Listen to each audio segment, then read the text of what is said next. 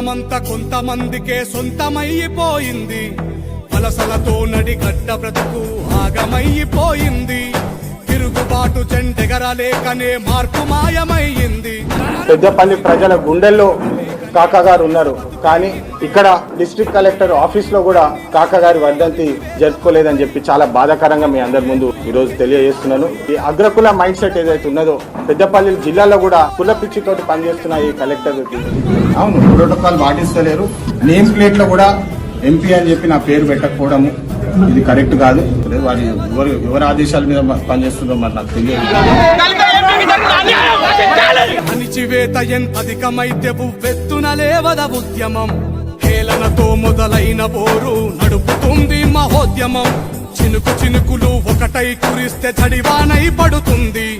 బహుజనులంతా దండుగా కదిలితే పాలన మనదవుతుంది.